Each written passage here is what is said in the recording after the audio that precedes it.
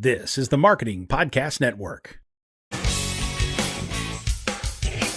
Stories influence, teach, and inspire us. But what about the storytellers who create them? Uncorking a Story profiles storytellers to uncover how their background and life experiences influence the stories they create. We learn what motivates them, their path to success, and what fuels them to keep creating. It all starts by asking one simple question: where does your story begin? Welcome to Uncorking a Story. Now here's your host, Mike Carlin. Well, hello and welcome to Uncorking a Story. I'm your host, Mike Carlin, and today I'm pleased to introduce you to Elma Linz Kanefield. Elma succumbed to debilitating stage fright as a young performer, which left her voice silent. However, rather than remain devastated at the effect of her fear, she transformed her fright into her life's calling and became a specialist in the psychology of the performing artist. She joins me today to talk about her life and her new book, Hamlet's Mirror: Reaching Your Performance Potential on Stage and Off. Welcome to Uncorking a Story, Elma. Thank you, Mike. Elma, I'm happy to have you here, and I'm going to ask you the question I ask all of the authors who join my show, which is, where does your story as an author begin?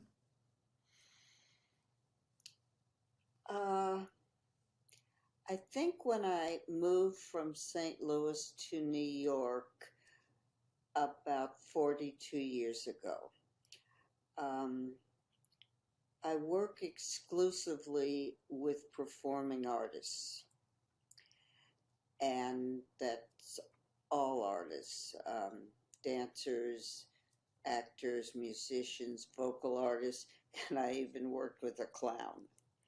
And when I got to New York, I thought that my practice would have a lot of competition, that it was a natural mecca. But I found that I had no competition, that I was the only practice in New York and perhaps in the country, I later found out, that had a psychotherapy, life coaching profession for performers only. And I thought, I'm going to start writing about this, because if I'm the only practice like that, there's not going to be any research or much research, and indeed there wasn't. And I also had theories about stage fright and how loss in a performer's life affected a lawyer. I had a lot of thinking. So I just began writing 30 years ago. And actually, I'm just now beginning to think of myself as a writer, because I write every week a post for Facebook and LinkedIn, and I'm beginning to allow myself to know that I love writing. So I'm learning a lot about myself as an author. Yeah, well, I'm curious to know what you've learned. But before I do want to go back in time a little bit, because, you have a story which prompted you to pursue this as a career. So can you tell me a little bit more about that? Like what the spark was that thrust you into your career? The stage. I was on the stage when I was about 19 years old, thinking that I was pretty hot stuff. And I was preparing to sing, spotlight, everything. And I heard the chords of the music, and I opened my mouth, and nothing would come out. And it was the most humiliating, devastating experience. and I left the profession. I had a fight or flight response, no fight, only flight. Mm-hmm. And there was no one in New York or in St. Louis, which I eventually retreated back to, who knew anything about the lifestyle, the motivations, the effective rejection on performing artists. So I went back to school, and not that there were any courses on that, but I got a degree in social work, and I was in St. Louis, opened a practice, and treated some performing artists in St. Louis, and married and had kids. And when my kids graduated high school, beat it back to New York, where I opened my practice as a specialist in the psychology of the performing artist. So just going back to that time in your life when you were 19 years old, was that the first time you were on stage, or was that the first time stage fright really took hold of you? That was about the first time stage fright crippled me. I had auditioned for some major shows and had some bouts with the casting couch, and that left me pretty paralyzed. I really didn't know how to navigate that, so I ran.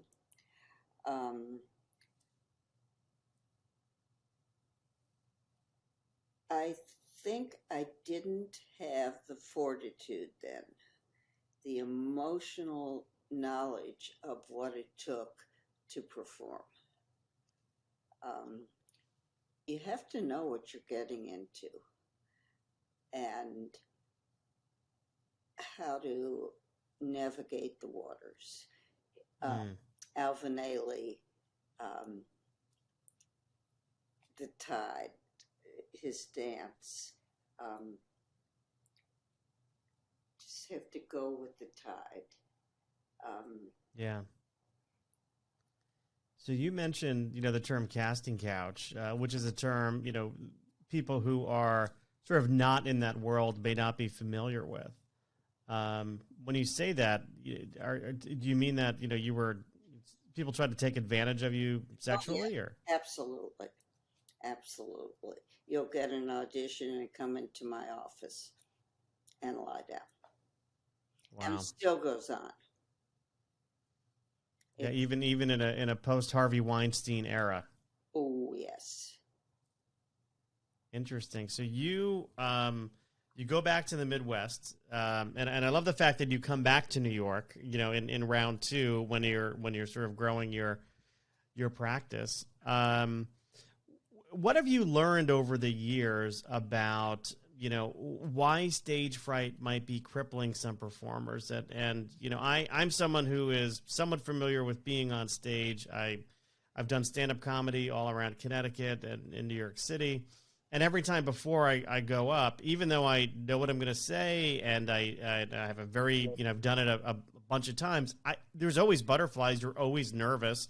You're always sort of sweating. But that's sort of a different, reaction than what you would call crippling, stage fright. So what have you learned about the topic? Well, it seems to me that you get excited. And your form of excitement are these butterflies, your stomach. Do you feel it in your stomach? Sure, yeah. And you perspire. That's your process. And without it, it revs you up. It motivates you. Does your heart beat faster? Absolutely. Okay.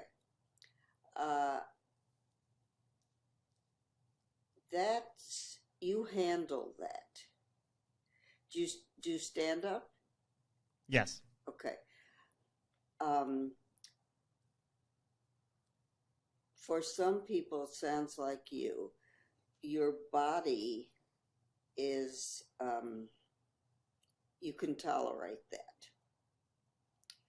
Your thinking is, I'm going to be okay. I just have to get on the stage. Yeah? Yes. Okay. So it's the way you think about it.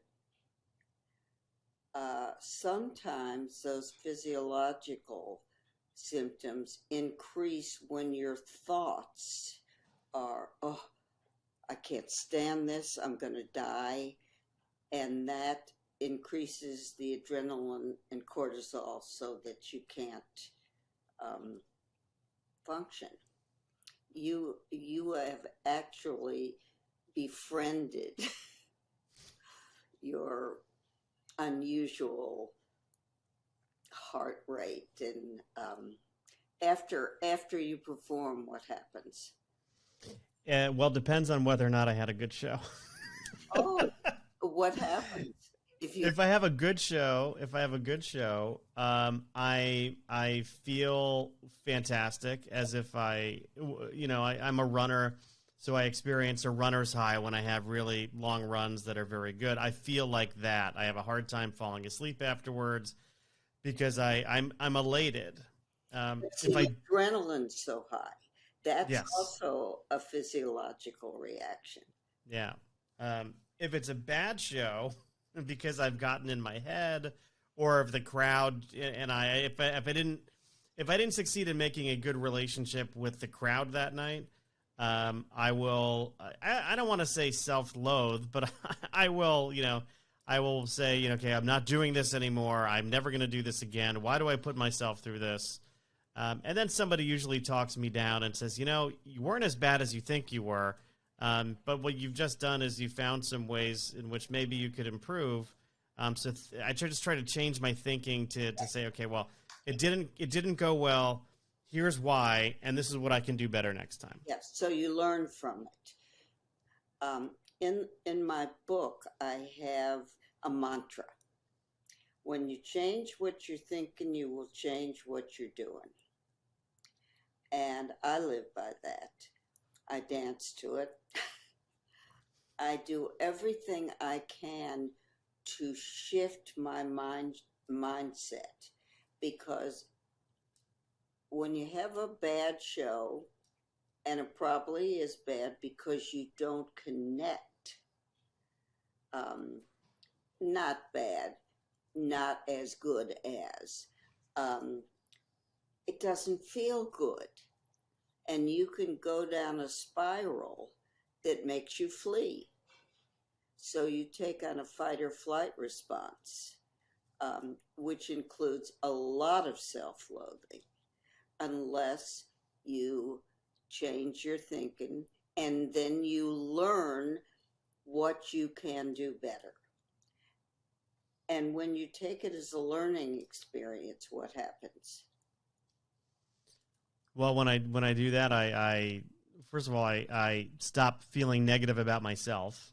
But also the next time I go up, I will, hopefully apply what I've learned. Yeah. To the next set or whatever it is. Yeah. You go up and say, hey, remember me? I flopped the last time. Well, the other thing I've learned to do when a joke doesn't land is acknowledge it, up front, on stage, and say, well, I think I'll take this one out of the set, or hey, that didn't fly. Yeah. Just to, a little self-deprecation, does kind of go a long way to build trust with the audience. Yeah. Yeah. Yeah. You seem to love it. Well, I do. It's something I started doing a while ago, and right before the pandemic, and it was a good outlet for me for self-expression. Yeah. And putting myself in these situations that, a lot of people dread it. Some people come up to me and say, I can't, you're so brave for doing this. I'm like, for doing what? Trying to make somebody laugh? I mean, that's not bravery. I'm not going into war. but it does also help with my other career, which is as a marketing professional. I do a lot of presentations. I'm meeting new people all the time, and just helping me build a skill set that I actually take into my day job, so to speak. I bet. Well, tell me more about Hamlet's Mirror, reaching your performance potential on stage and off. I know you've been writing for 30 years or so. You're kind of giving yourself permission to call yourself a writer now. But tell me about when you started writing this book and sort of the path to publication for you. I started, as I said, 30 years ago. Because I had some very definite thoughts about stage fright, about a curiosity that many performers experience early loss, whether it's actual or figurative. And that, by figurative, I mean they may not have a good fit with their caretaker, their primary caretaker. Empathy was missing in their early years. And an art form, be it dance, music, a lot of musicians turn to music. The vocal arts come a little later, and sometimes acting comes a little later. But many actors act to find themselves, ironically, when they have to give themselves to their art form. And those two concepts had me very interested, and I started writing about it. And sure enough, I found a lot of data that did substantiate my thinking. And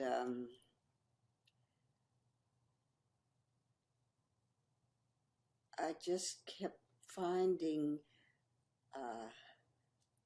people kept asking me, are performers different than other people?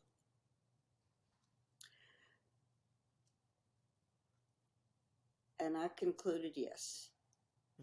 I've often thought that myself. But tell me, in what ways do you think performers are different, and why do you suppose that is? Well, they know who they want to, many.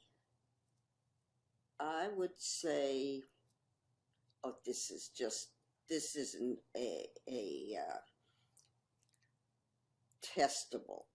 I mean, I'd have to talk to all the performers in the world, or that many, and I haven't. Many know who they want to be and what they want to do by 7 years old, 8 years old. And I say, do plumbers know that? Did you know what you want to do? Oh, absolutely not. I mean, I thought I knew. I was going to be a pilot. Yes. Or a fireman, depending on the day of the week. Yes. And or a police officer. Yes. And of one of those three things, did you practice being a fireman or a pilot? Did you go out on your airplane when you were 7 or 8? No, I did not. Okay. I did a lot of role playing, though. Yes, but these people actually have teachers, go into practice rooms, buy hugely expensive instruments. Those are musicians. Dancers start when they're 3 years old in very classical dancers with very strict teachers. I mean, their parents' lives are turned inside out. I've got to get my kid to ballet class. They can't be late. Madame will be really upset. I mean, it's a whole lifestyle, very early on in life. And I think that skews, for better or for worse, who knows, it comes out often in the therapy room, psychosocial development. Yeah. I've always thought that perhaps performers either have, they over-index on a need for validation, some kind of external validation, maybe tied to feeling unseen younger in life and then wanting to be seen. What's your take on that? Acknowledgement you're talking about, I think. Yes.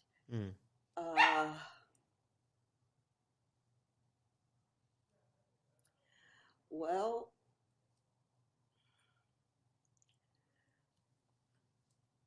I don't know. I didn't.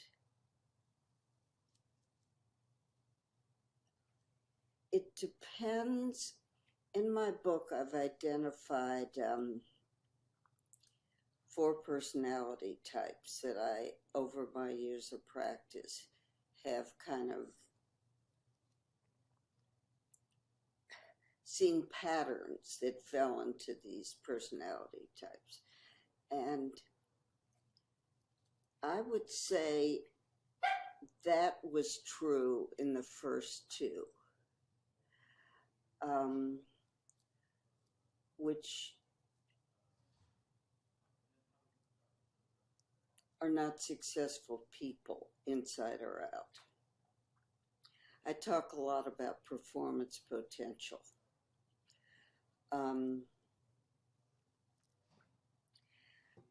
It's the self-absorption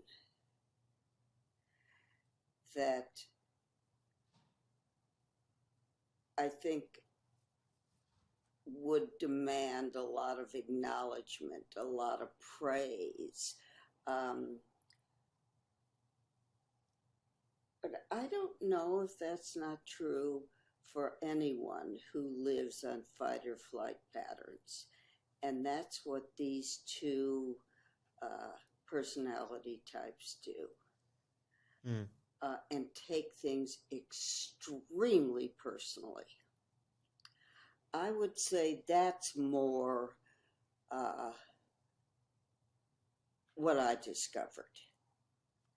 That if you blink at them cross-eyed, they take it personally.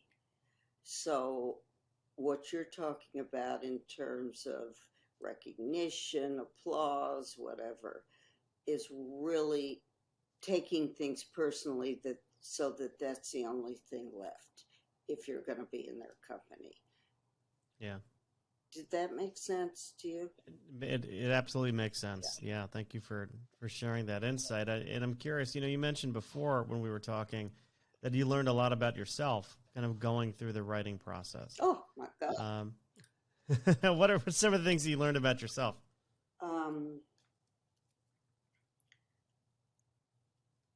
I learned everything I wrote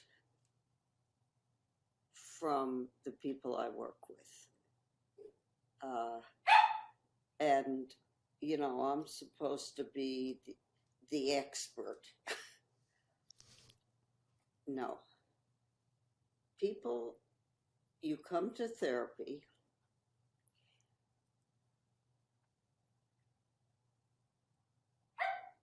and I listen. And if I'm a good listener, it'll be a good therapy. But I'm not the wise old owl.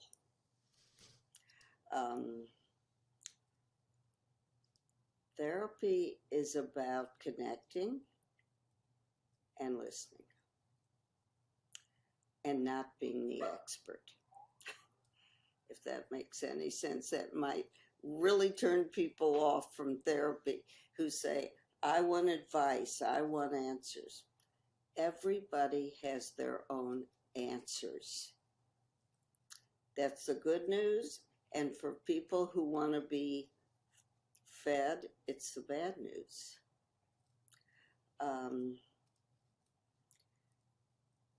But it really is wonderful news. We know ourselves, if only we let us. Yeah.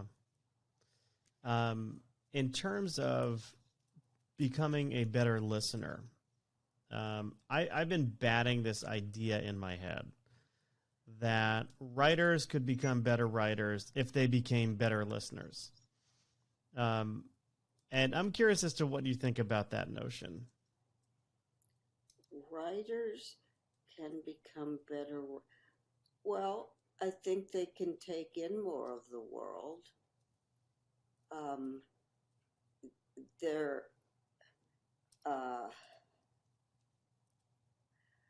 Yeah, I guess if you're writing about nature, which I know nothing about, basically,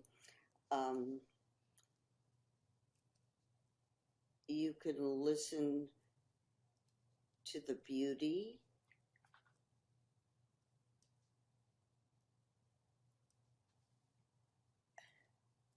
in different ways. I guess it depends on what you're writing about.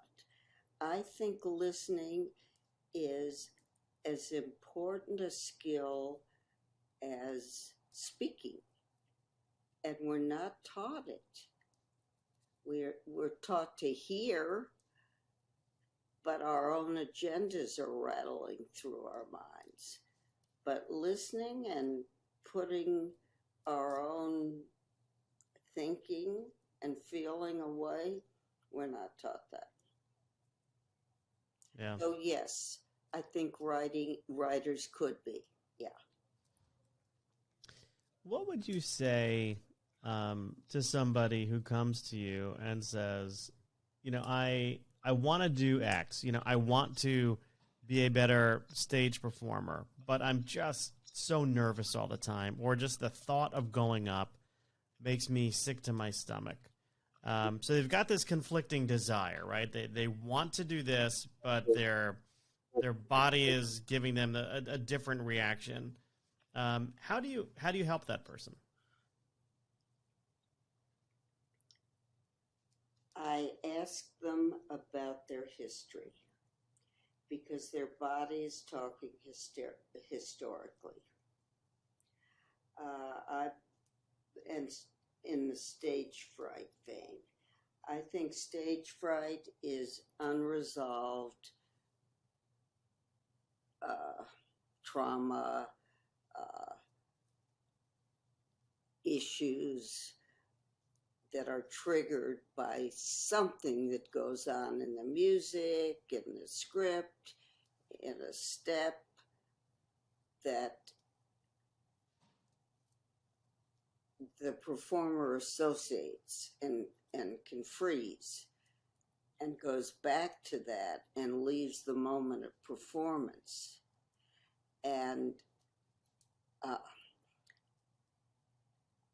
everybody has that.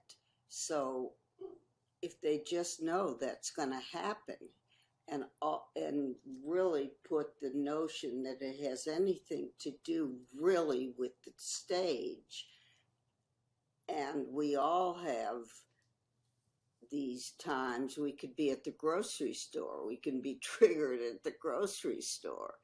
They're going to be triggered on stage, and not all they have to do, but what they have to do is resolve what triggers them and not worry about the stage, kind of expect it, that it's part of the process. Get used to it and not be so terrified of it, because it really doesn't have anything to do with the stage. It has to do with your personal triggers. So I'm curious to know, after helping, doing a lot of research and after helping so many people sort of reach their potential, did you ever try and go back on stage yourself? I did. but I found this so much more suited for me. So it's almost like what drew you to the stage. It didn't really hold the same. I don't want to say meaning, but the same value as helping people. And me, yeah. I just love my work. Yeah. And when I got the Juilliard position and was given the privilege to work with these young people and work with my own private practice, that was just amazing, because I was working with people of all ages and stages of their careers. And I just loved it. I couldn't keep up both for more than 10 or 12 years, but because my practice was growing so much. But I still do see people from Juilliard. I'm very close to Juilliard. When were you at Juilliard? I started their counseling services in 1986. Okay. I'm sure you met a few notable people during that period of time. You sure I what? I'm sorry. I'm sure you met a few notable people during that period of time. Without no naming names here, just given the nature of your work, but it seems like an amazing career that you've had, and very, yeah. Just, I've been so blessed, and I don't use that in a religious way. I mean it in a spiritual way, but I just really feel fortunate. And we're all fortunate because we are the benefactors of your knowledge because you've collected it in a book. Hamlet's Mirror, Reaching Your Performance Potential on Stage and Off. Elma, tell me, if people listening to this interview would like to buy that book, where could they go? They can go to, it's been out now for about 3 months, and they can go to Amazon, and they can go to my website, elmalinzkanefield.com, and that'll tell people I'm terrible at marketing. Oh, you're a marketer. And they can go to Amazon and Barnes and Noble, and I'm hearing it's at other places, and I have to get better at marketing. Oh no, you're doing just fine. Thank you. Is there anything else you'd like to share with the audience, Elma? That this has been really a lovely interview, and I'd love to come hear your stand-up. Well, maybe I'll get a date in St. Louis. I come to halftime. Well, there you go. We'll find a place in New York, and we'll bring some smiles to the faces. Only if you come. Would you come on stage with me? Yeah. See, I'm a ham at heart. We could do a little improv. Yes, we could do a little song and dance. Improv is the greatest.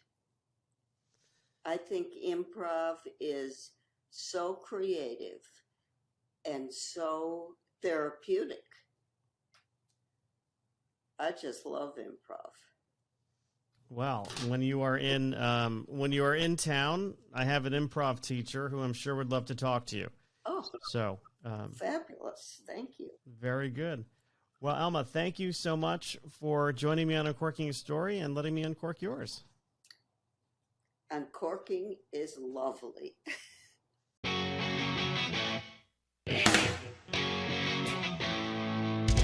Thanks for listening to Uncorking a Story. If you'd like more information about today's guest or to find out more about Mike, go to uncorkingastory.com. If you enjoyed the show, please subscribe, rate, and review us at Apple Podcasts, Spotify, or wherever you get your podcasts. Tune in every week to hear Mike Carlin uncork a new story.